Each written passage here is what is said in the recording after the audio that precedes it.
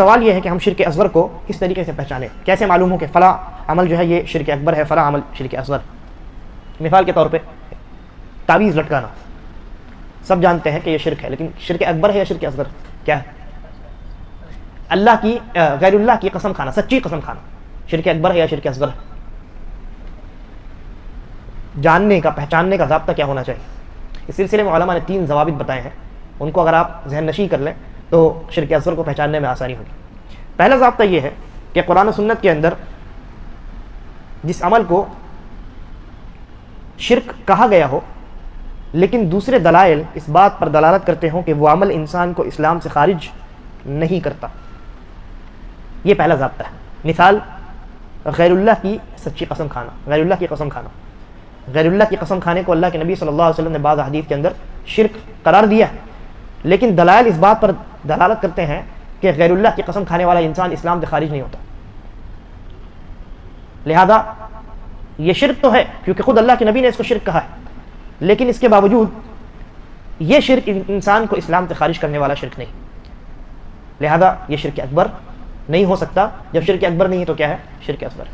دوسرا ضابطہ یہ ہے کہ ہر وہ عمل جو بذات خود شرک نہ ہو لیکن شرک کے دروازے کی جانب لے جانے والا ہو، شرک اکبر کے دروازے کی جانب لے جانے والا ہو، ہر وہ عمل جو خود بذات خود شرک نہیں ہے لیکن اس کے انجام دینے سے کہیں نہ کہیں شرک اکبر کی جانب دروازہ کھلتا ہو، تو اسے ہم شرک اصغر کہیں گے۔ اور اس کی مثال علماء نے بیان کی ہے، 2 مثال میں آپ کے سامنے رکھتا ہوں۔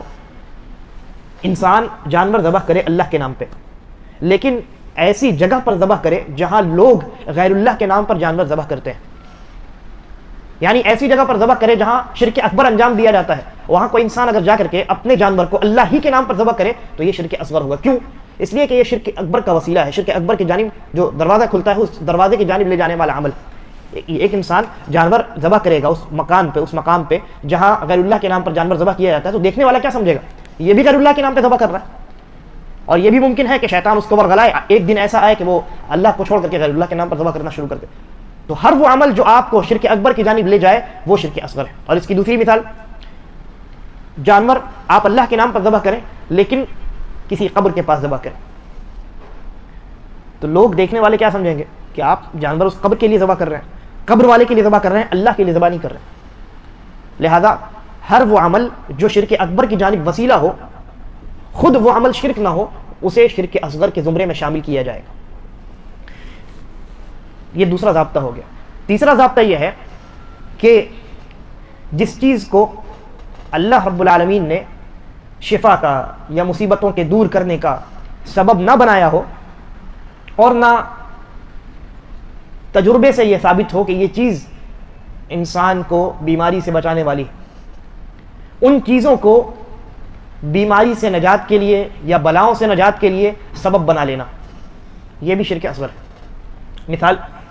مثال کے طور پہ ایک انسان کو بخار آ گیا، اس انسان کو کہاں جانا چاہیے؟ ڈاکٹر کے پاس جانا چاہیے، کیونکہ جو دوا ہے تجربے سے یہ ثابت ہے کہ یہ دوا اس بیماری میں، بخار کو کم کرنے کے لیے، ختم کرنے کے لیے یہ مفید دوا ہے۔ اس انسان کو ڈاکٹر کے پاس جانا چاہیے، لیکن اس انسان نے کیا کیا؟ ایک تعویذ لکھنے والے کے پاس گیا، وہاں سے اس نے تعویذ لی اور اپنے گلے میں یا ہاتھ میں یا کمر میں باندھ لیا۔ دوا تجربے سے ثابت ہے کہ اس سے شفا ملتی ہے۔ یا اسی طریقے پر نبی اکرم صلی اللہ علیہ وسلم نے جو دعائیں بتلائی ہیں کہ یہ دعائیں انسان کو بیماری میں فائدہ دیتی ہیں، جیسے سورۃ الفاتحہ کا 7 مرتبہ پڑھنا ہے، بسم اللہ الذی لا یضر مع اسمہ شیء فی الارض ولا فی السماء والی دعا ہے، یا اعوذ بعزت اللہ وقدرتہ من شر ما اجد واحاذر والی دعا، بہت ساری دعائیں۔ ان دعاؤں کو اللہ رب العالمین نے سبب بنایا ہے، کن چیزوں کا؟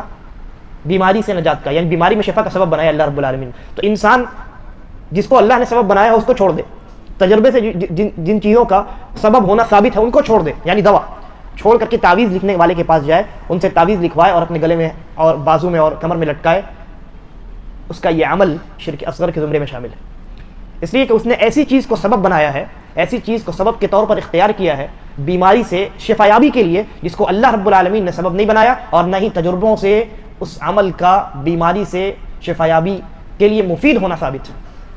تو یہ بھی کیا ہے؟ یہ بھی شرک اصغر ہے۔ تو یہ 3 ضابطے ہیں۔ پہلے تو یہ کہ جس کو قرآن و سنت میں شرک کہا گیا، لیکن دلائل یہ ثابت کرتے ہیں کہ یہ شرک ضرور ہے لیکن انسان کو اسلام سے نکالتے نہیں، لہذا یہ شرک اکبر نہیں ہے، چنانچہ شرک اصغر ہے۔ دوسرا ضابطہ کیا بیان کیا گیا؟ دوسرا ضابطہ یہ ہے کہ ہر وہ عمل جو انسان کو شرک اکبر کی جانب لے جائے گرچہ وہ فی نفسی صحیح ہو، درست ہو، لیکن اگر شرک اکبر کی جانب لے جانے والا عمل ہے تو وہ بھی شرک اصغر ہے۔ اور تیسرا ضابطہ جو میں نے بیان کیا کہ کسی چیز کو سبب بنا لینا جس کو نہ اللہ نے سبب بنایا نہ تجربہ سے ثابت ہے کہ وہ چیز سبب ہے، ان چیزوں کو اگر انسان سبب بنا لے تو یہ شرک اصغر ہے۔